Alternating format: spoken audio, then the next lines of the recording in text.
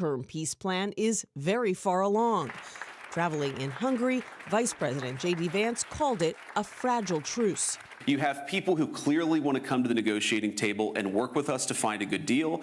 And then you have people who are lying about even the fragile truce that we've already struck. The truce came just an hour and a half before Trump's 8 p.m. Eastern deadline for a deal, at which point he had vowed to begin Obama-Iran deal, to the precision campaign that obliterated Iran's nuclear sites in Operation Midnight Hammer, to the decisive military victory we just achieved in Operation Epic Fury. No other president has shown the courage and resolve of this commander-in-chief. President Trump forged this moment. Iran begged for this ceasefire, and we all know it. As the President truth this morning, a big day for world peace. Iran wants it to happen. They've had enough. Operation Epic Fury was a historic and overwhelming victory on the battlefield. A capital V military victory.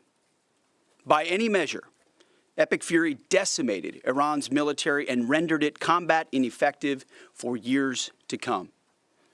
You see, in less than 40 days, one of our combatant commands, Central Command, CENTCOM, using less than 10% of America's total combat power, dismantled one of the world's largest militaries. The world's leading state sponsor of terrorism proved utterly incapable of defending itself, its people, or its territory. We untied just a fraction of our strength, and Iran suffered a devastating military defeat.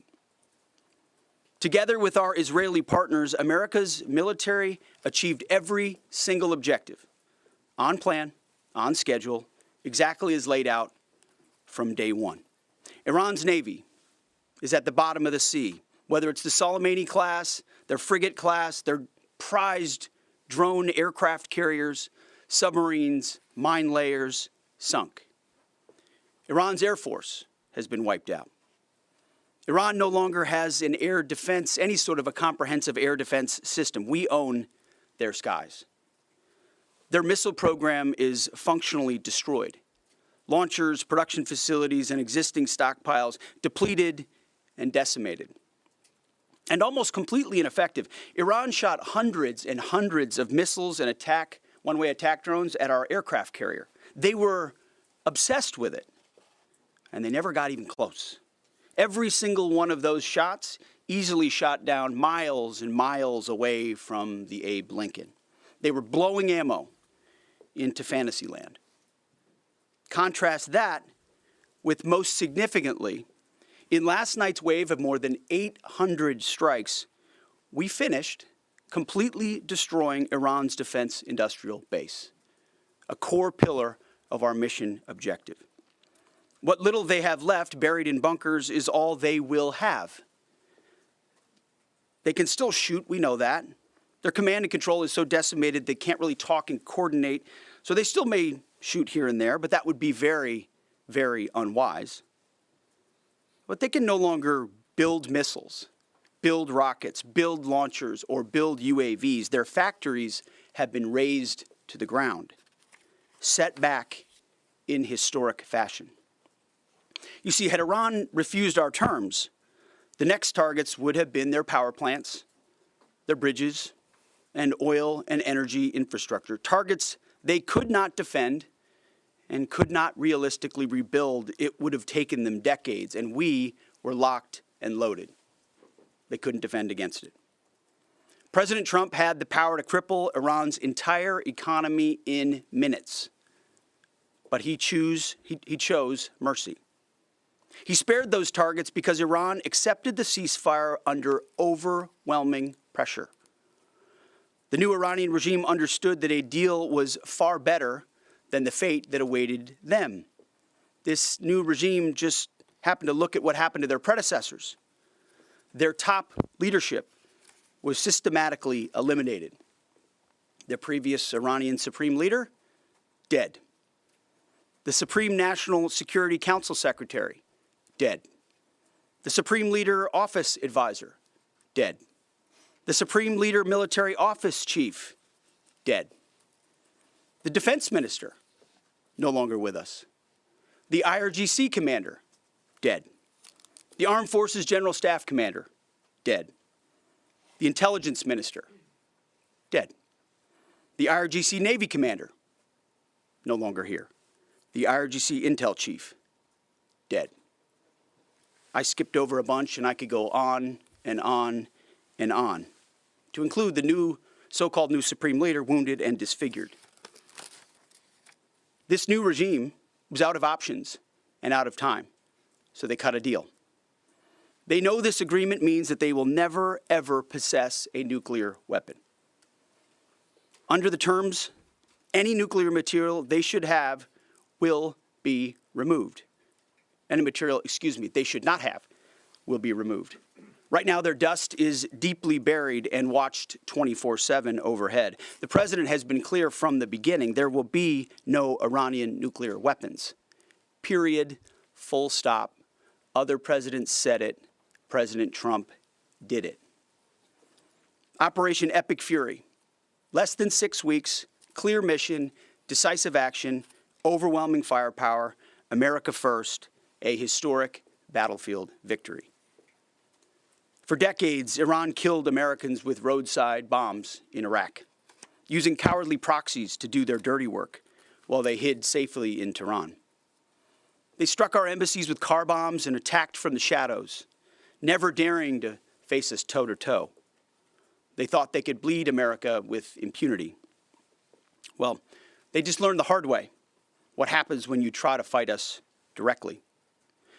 And even when they got lucky, one time in 40 days, and downed 2 of our pilots, they couldn't hold them.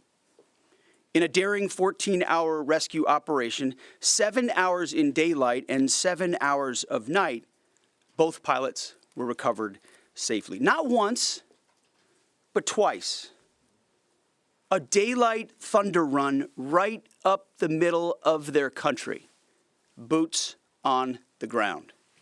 A midnight raid right up the middle of their country, boots on the ground.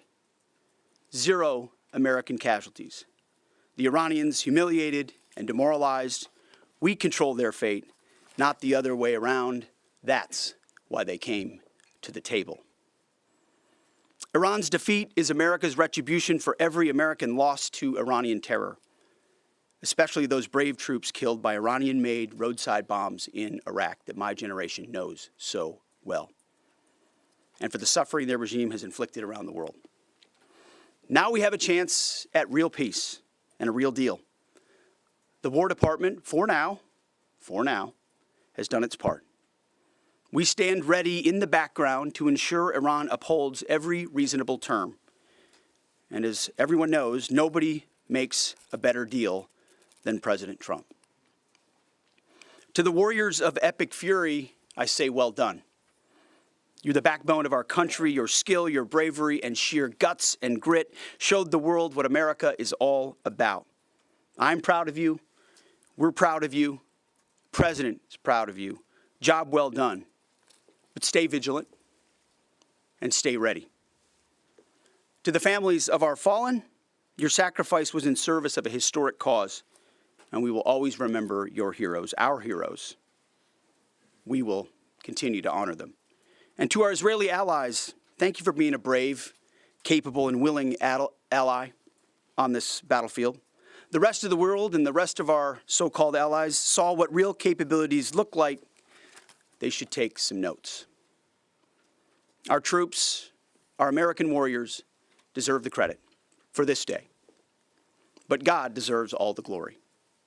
Tens of thousands of sorties, refuelings, and strikes carried out under the protection of divine providence. A massive effort with miraculous protection. Dude 44 Bravo spoke for all of us. God is good.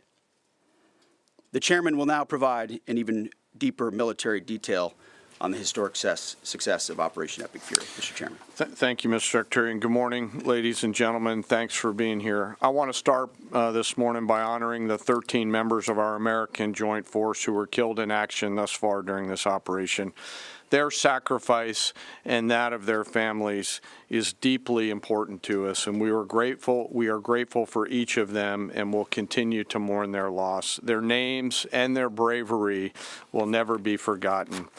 On February 28th, the President of the United States ordered the Joint Force to execute Operation Epic Fury with the direction to accomplish 3 distinct military objectives: destroy Iran's ballistic missile and drone capabilities, destroy the Iranian Navy, and destroy their defense industrial base to ensure that Iran cannot reconstitute the ability to project power outside their borders. Over the course of 38 days of major combat operation, the Joint Force achieved the military objectives as defined by the President. We welcome the ongoing ceasefire, and as the Secretary said, we hope that Iran chooses a lasting peace. But as Secretary Hegseth said, let us be clear, a ceasefire is a pause, and the Joint Force remains ready, if ordered or called upon, to resume combat operations with the same speed and precision as we've demonstrated over the last 38 days, and we hope that that is not the case.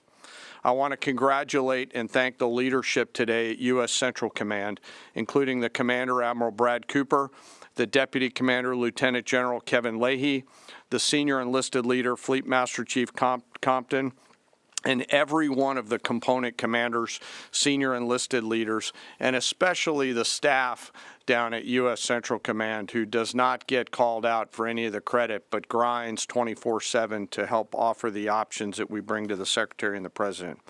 I also want to highlight the forces in the United States European Command under the command of Alexis Grinkowicz, who protected the western flank in support of CENTCOM.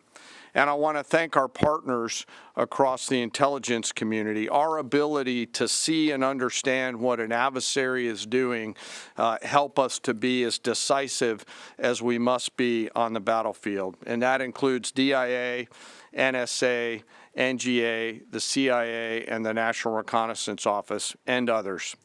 I want to thank the other combatant commands who have thus far contributed along the way to U.S. Central Command. This includes Transcom, Stratcom, Spacecom, SOCOM, and Cybercom, all of whom poured all in support of CENTCOM's efforts. And I want to thank, as the Secretary did, our Gulf partners who fought alongside each and every one of us every day.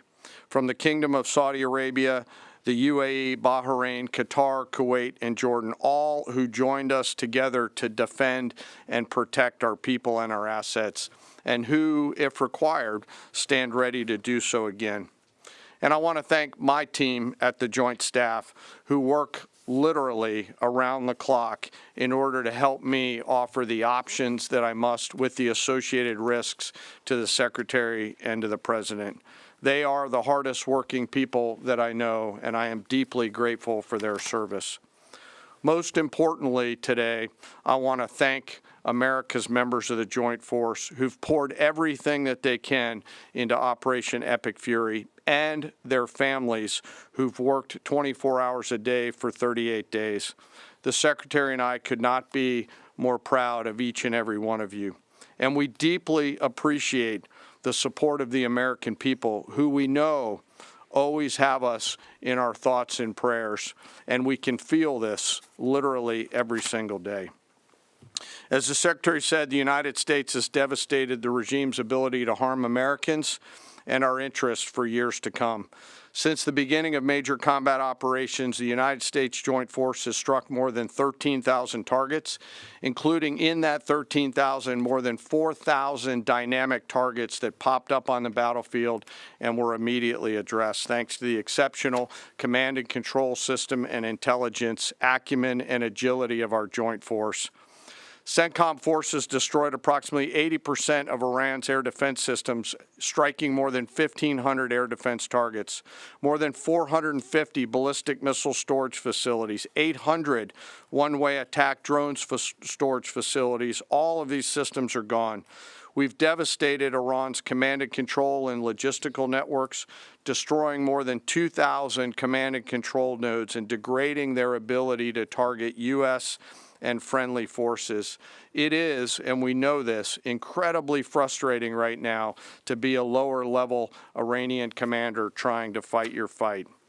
As the Secretary said, the Iranian Navy now lies mostly at the bottom of the Arabian Gulf, and we assess that we've sunk more than 90% of their regular fleet, including all of the major surface combatants, as the Secretary said. 150 ships are at the bottom of the ocean, and half of the IRGC Navy's small attack boats.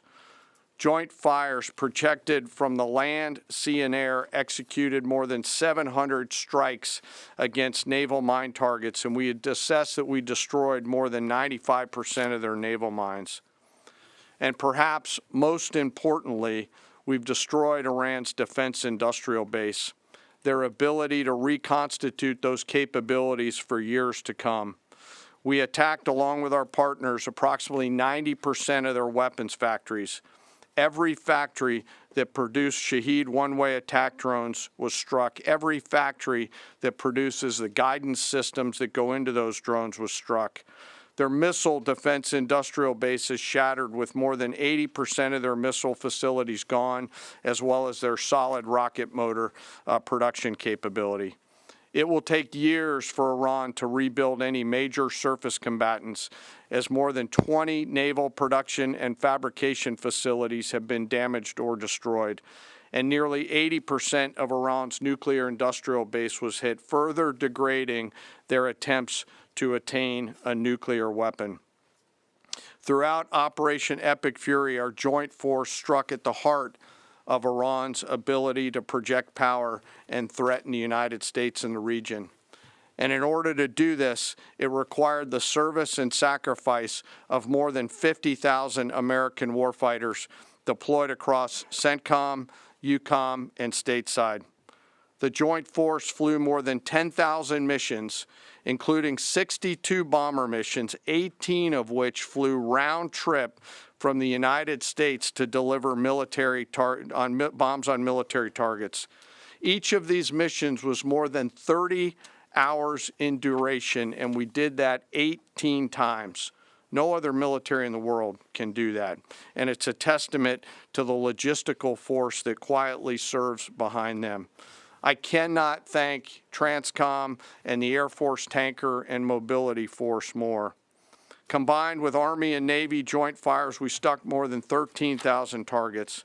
And along with our Gulf partners, we've thus far intercepted 1,700 ballistic missiles and one-way attack drones, defending our forces and our partners in the civilian population. And we remain ready to do so should the need arise. Along the way, we consume more than 6 million meals, and by my estimate, more than 950,000 gallons of coffee, 2 million energy drinks, and a lot of nicotine, but I am not saying that we have a problem. I've laid out the statistics, but it does not truly capture the nature of combat. This is gritty and unforgiving business. It's chaotic. It's hot, it's dark, it's unpredictable, and there's always unknowns. And our people proudly walked into those unknowns and continue forward. And through it all, the joint force has demonstrated the unwavering resolve that the nation demands of us. We are a mission-focused force, and our objectives always is to create the conditions for peace, and today we have, while be ready should that peace break, which we hope it is not. And we remain ready.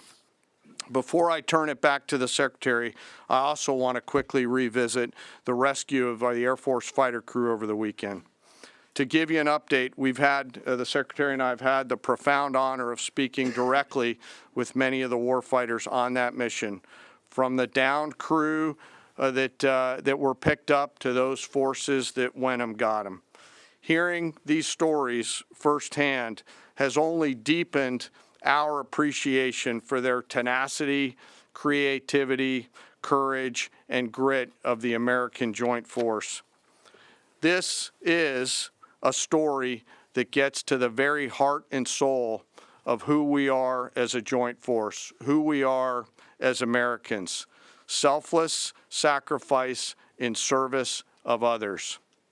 From the backseater, Dude 44 Bravo, whose pure and unadulterated joy at seeing those helicopters come into the valley to get his front seater in daylight because he knew the front seater did not have a jacket, and was so filled with heart-leaping joy at his front seater getting picked up, to the nighttime folks that went in and then got him, to the tanker forces that did the things that they had to do to give their own gas away, to the support packages, to those that went into the desert landing site not once, not twice, but 3 times as we fought through multiple contingencies. This was and is a joint force that has the guts to try, that does not quit, and who each and every day does the things that we must to dare to win. No lives were lost. We succeeded because the joint force is always at the ready. They trust each other, they trust their leaders, and they trust their training. And they remember first, foremost, and always that we do these things so that others may live, and we will never leave anyone behind. The success of Operation Fury thus far, and we hope it remains, culminates with this incredible rescue over the weekend, a direct example of the professionalism and courage of the United States military and our joint force. It's the service members on the front lines, our partners in the region, our teammates in the intelligence community, our civilian leaders in the OSW side of the house, the American workers who build the tools and weapons that we use, and the American people who back us up that help us to go do these things. I stand here humbled today, but frankly not surprised by what the joint force has been able to do. Their performance is fueled by a deep commitment to each other, their mission, and to our country. It is an incredible, deep honor for me to be a part of this joint force, and I'm humbled by the service and sacrifice each and every day that I am lucky enough to see. And finally, as I always do, I ask that we never forget our fallen and their families, especially those 13 fallen from Operation Epic Fury. May we always be worthy of their sacrifice and honor their legacy. And with that, sir, I'll turn it back over to you. Thank you, Mr. Chairman. We'll take a few questions. Alexandra Ingersoll, One America News. First of all, thank you to our troops. What role is our military playing in escorting vessels through the Strait of Hormuz at this point? And the president said on Truth Social that the U.S. will be hanging around to make sure everything goes well. Obviously, Mr. Secretary, you just mentioned, we know the scars from hanging around in Iraq for decades. But what does that entail in terms of our military presence at this juncture? Yeah, we'll be hanging around. We're not going anywhere. We're going to make sure Iran complies with this ceasefire and then ultimately comes to the table and makes a deal. So we'll stay put, stay ready, stay vigilant, as the chairman laid out. Our troops are prepared to defend, prepared to go on offense, prepared to restart at a moment's notice with whatever target package would be needed in order to ensure that Iran complies. As far as the Strait, you saw the initial agreement that was struck, which is Iran's letting ships go through. So there'll be that will be happening. They will be sailing, and ultimately, as the president, we've done an incredible job militarily inside the Strait of Hormuz. What Admiral Cooper, I failed to mention Admiral Cooper's name. He's done a phenomenal job, along with everybody at AFCENT and NAVCENT and ARCENT and all the components down there, laying the groundwork for Iran. Iran doesn't have the same ability to defend it the way they did before, and so as the president has pointed out to the rest of the world, we barely get any of our energy out of the Strait. Just a tiny fraction. It's time for the rest of the world to step up and ensure that that stays open after President Trump and the War Department brought Iran to the place where they are voluntarily opening it right now, as was announced last night. Yes, Jerry. Thank you, Mr. Secretary, and thank you both for the update. President Trump posted on Truth Social this morning that there has been a very productive regime change in Iran, and that there will be no enrichment of uranium, and the U.S. will work with Iran to dig up and remove the deeply buried nuclear dust. So I just have two questions here. So both you, Mr. Secretary, and the President have referred to a new regime in Iran. So is this not the regime that was at war with us for 47 years? And what do we think of when we're saying that this is a new regime, what are we thinking and what are we saying there? And then my second question is, with any future deal with Iran, is their handing over of all of their enriched uranium and they're promising not to enrich any future uranium a non-negotiable for the U.S.? Well, it's always been non-negotiable that they won't have nuclear capabilities. And so right now it's buried and we're watching it. We know exactly what they have, and they know that. And they will either give it to us, which the president has laid out. They'll give it to us voluntarily. We'll get it. We'll take it out. Or if we have to do something else ourselves, like we did in Midnight Hammer or something like that, we reserve that opportunity. But what's clear, what the new Iranian regime knows, is they'll never have a nuclear weapon or the capability to get a path to one. As far as the new regime, you heard the list that I read. It's a new group of people who've seen the full capability of the United States military and has a new calculus about what it means to negotiate with us, hence why they came to the table wanting a ceasefire and the shooting to stop. So this new regime, which the regime has been changed, has a different interaction with the U.S. Right here. Mr. Secretary, thank you. Of course, I was going in front right here. Thank you, Mr. Secretary and General Caine. Mary Margaret with the Daily Wire. 2 questions. Iran has said that safe passage through the Strait of Hormuz will be possible in coordination with Iran's armed forces and, quote, technical limitations. What do you believe that means? And then we've also heard reports that Iran has continued striking targets well into this morning. At what point are we beyond a grace period? Are we giving them a grace period? Is there a miscommunication there? What's going on with that? What we know is that Iran is going to say a lot of things. A lot of people are going to say a lot of things, claim a lot of things. What has been agreed to, what's been stated, is the strait is open. Our military is watching. I'm sure their military is watching, but commerce will flow. And that's what you saw the markets react to, is that reality. As far as shooting, that we were monitoring it last night in real time. Of course we are. Iran would be wise to find a way to get the carrier pigeon to their troops out in remote locations to know not to shoot any longer one-way attacks or missiles, because it takes time sometimes for ceasefires to take hold. We're watching it. We're prepared if necessary, but we hope and believe that it'll hold. Yes. Thank you, Secretary Hegseth. Sorry. Thank you. Excuse me. Why are you so rude? Just wait. I'm calling on people. Thank you, Secretary Hegseth. Yesterday in the President's Truth Social, he threatened to wipe out a civilization. That statement elicited a huge response in America. If Iran did not come to the table and make a deal yesterday by the deadline, was the President really prepared to wipe out Iran entirely? Like I said, we had a target set, locked and loaded, of infrastructure, bridges, power plants. Remember, this is a terror regime.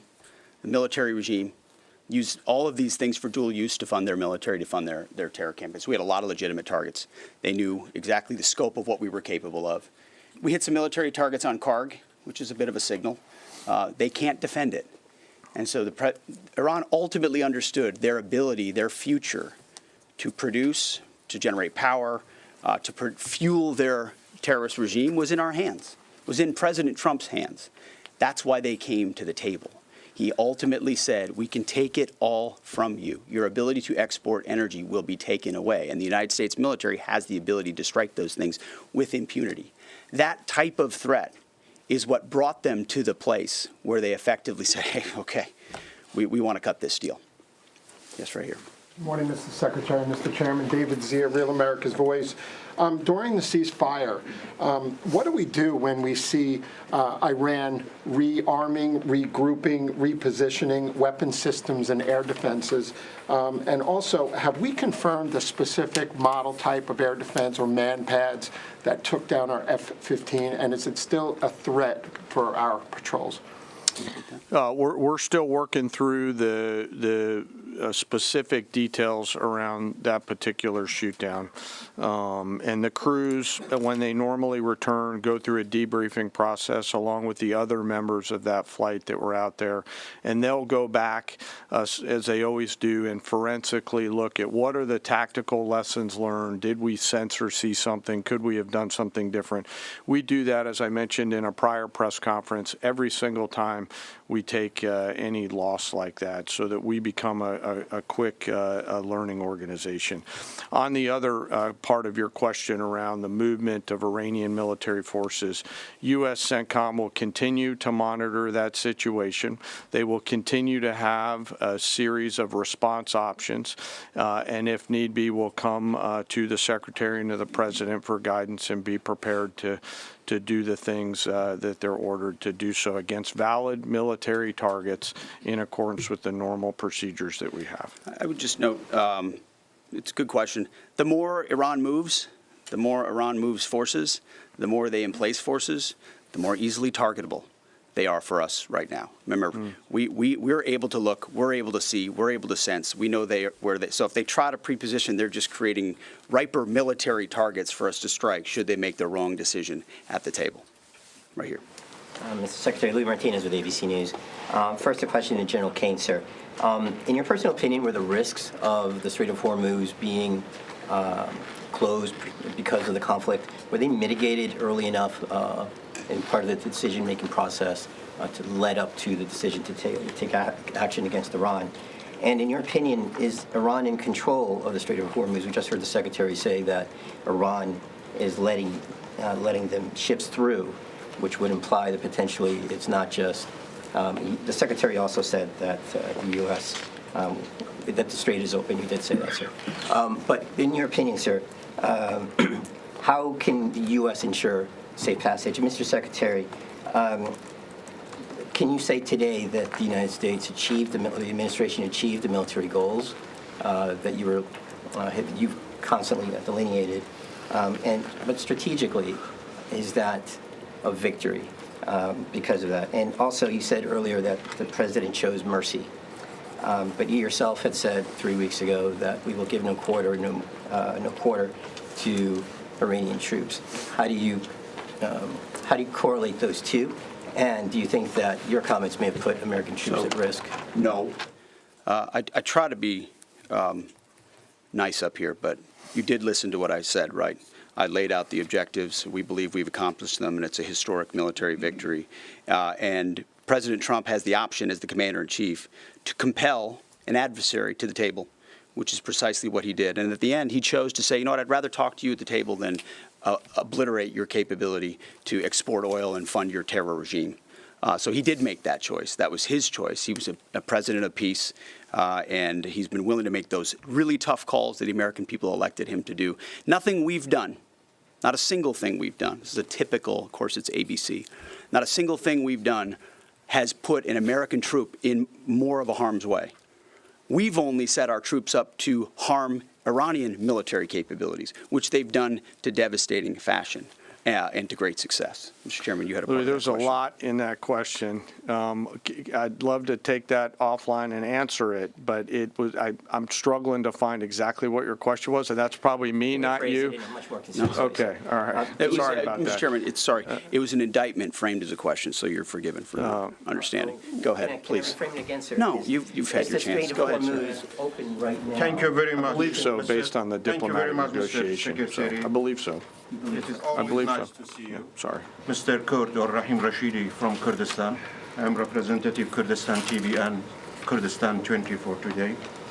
I have two questions. Mr. Secretary, will your forces stay in the region and continue to defend and protect your allies and take the responsibility for their security? Second question is, as you mentioned many times, that you have full control of Iran airspace. Do you still have this control or not? Well, thank you for the question. The chairman mentioned the UAE and Bahrain and Qatar, Saudi Arabia, Kuwait, who have fought shoulder to shoulder with us, especially in defense of our facilities, of our people, of their facilities, and we appreciate that. So that coordination, of course, will continue. And then when it comes to the skies over Iran, I would point to Exhibit A and Exhibit B, 7 hours in the day, 7 hours at night. If any foreign adversary had attempted to do the same over our soil, they would have no ability to do so. Will they have a system here or there? Maybe. Do they have a network, a system that's capable of defending their skies? No, they don't. it's, as the chairman laid out, that's been dismantled, degraded, and destroyed. So it's a slight distinction, but an important one. Yes, right here. Go ahead. General George in the middle of a war. Excuse me, you got a question? Go ahead. Yes. Two questions actually for you. So during this time, is the president are you still encouraging civilians to rise up against the regime, or are they satisfied with this new regime change, or is this two-week period to kind of see where that leads? Also, talked about the enriched uranium going in there. Would that require special forces or other military, our service members? Who would be basically going in there and trusted to going in there to get that uranium out? Mm-hmm. Again, on the uranium, we're watching it. We know what they have, and they will give it up, and we'll get it, and we'll take it. If we have to, we can do it in any means necessary. So that's something the president is going to solve for. We already have with Midnight Hammer, with the place we put them in, and the reason it's in the situation where it is. The second one was about the people. Listen, I would love to see the Iranian people take advantage of this opportunity. They have been oppressed by the previous regime, and they'll have a new opportunity with this regime. That remains to be seen. That was not our objective in this effort, but they're brave people. Horrible things have been done to them by the previous regime, tens of thousands targeted and killed and assassinated in a way the government never should, and we wish them the best, absolutely. Thank you all very much. Appreciate it. All right, we've been listening to Defense Secretary Pete Hegseth and the Chairman of the Joint Chiefs, Caine, give an update on the ceasefire agreement announced by President Trump and Iran in the past 24 hours. We essentially heard a summary from the Defense Secretary and the Defense Chairman that all of the United States' key military objectives have been achieved, including degrading the ability for Iran to have ballistic missiles and drone capabilities, destroying its navy, and degrading its defense industrial industry. But we did not hear specifics on how the U.S. would work with Iran to open the Strait of Hormuz. We heard the Defense Secretary there minimize the level to which the United States relies on it. And we also didn't hear many details when it came to questions on if the United States is satisfied with current Iranian leadership and if it counts as a fresh new regime that the Iranian people should support. But overall, we heard the Pentagon describe this as a success, with the Joint Chiefs Chairman noting that 13 U.S. service members had been killed in these 38 days. CBS News White House reporter Olivia Rinaldi was listening to this from our Washington bureau. Olivia, this announcement from the Pentagon is happening as President Trump is sharing some specifics, some details, some aspects of a ceasefire that he's considering. What jumped out to you, and what should our viewers be aware of this morning? Yeah, I think the big thing this morning was the news about that enriched uranium that is still in country. It's still in Iran, and they're calling it nuclear dust, and we know that some of it is underground in Isfahan. This is one of the places where the U.S. struck last June, and there was conversations throughout this entire 40-day war that perhaps U.S. Special Forces could go in and try to take some of that enriched uranium. To our knowledge, there was no expedition that did that. But this morning on Truth Social, President Trump said there will be no enrichment of uranium. And in fact, the U.S. would work closely with Iranian authorities following that ceasefire to go in and remove that enriched uranium. Now, we have not heard from the Iranians on that, but President Trump says that is something that will be happening as a result of this ceasefire and potential peace deal proposal. Secretary Hegseth was asked about that, and specifically how they would do this, what that would look like. He said that the U.S. military reserves the right to take it by any means necessary, meaning the president was being truthful when he said they will not have a nuclear weapon in Iran, meaning the U.S. military would reserve the right, the opportunity to go in and take out that enriched uranium, perhaps working with the Iranians or perhaps not. We don't know the specifics of how that operation would go. On the Strait of Hormuz as well, Secretary Hegseth was asked, given the fact that the president says the Strait of Hormuz is open and that commerce is allowed to flow freely through the strait. We have not seen any indication of that happening this morning. Some ships appear to be getting through, but there are some reports that they're having to pay the Iranians a toll in order to do that. We also know last night that Iran's foreign ministry posted in their response saying that you would have to work with Iranian armed forces to get through the strait. Secretary Hegseth was asked about that, if there's any role that the U.S. military is going to play in escorting those ships through the strait. He said the U.S. will be hanging around in the region, but did not specify exactly what that would mean. He said that Iran would have to comply with this ceasefire and let ships go through. But in the same breath, he also said it is up to other countries now to step up and police really the Strait of Hormuz.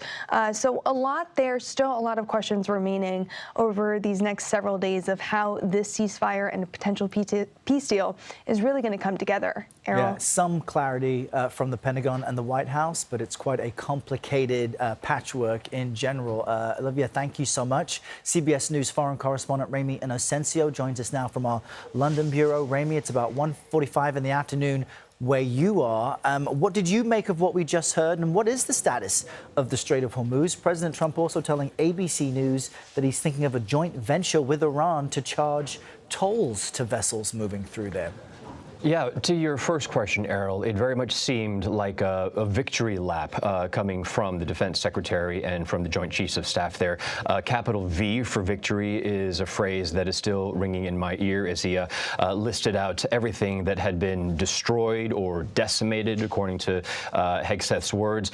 But in regards to this joint venture, it's quite interesting because President Trump has implied that there might be some kind of cooperation with Iran, especially at this time when there is still this peace plan still out there that still needs to be worked around.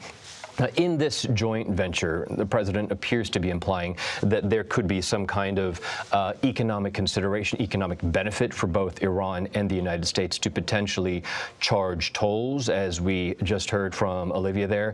But the question also is out there whether Iran is open to this or whether they have even been consulted on this. We're looking at the 15-point peace plan from the United States that had been thrown out there. We know that the counter-proposal from Iran is a 10-point plan there. There's no talk about this kind of joint venture, but also looking at where the Strait of Hormuz stands in terms of transits. Only 2 vessels got out of the Strait of Hormuz going from west to east after this ceasefire deal was announced. I have most recent information from Lloyd's List from earlier this morning. They said that last week it was actually the biggest number of transit that has ever happened since this conflict began, but it's still seeing traffic 90% below since this war started. So 100 ships a day. Now we're just looking at about 2, and then we'll look ahead to potentially on Friday if there might be a breakthrough there. Yeah, and we're seeing a slight dip in global oil prices as a result, but here in the U.S., gas prices will continue to kick up for the short term to see if this really holds. Ramy Inocencio in London, we appreciate that review. And of course, we'll have much more coverage all day here on CBS News 24/7. Stay close. CBS News 24/7 Mornings begins in about 12 minutes. But for the moment, we return to CBS Mornings. I'm Errol Barnett.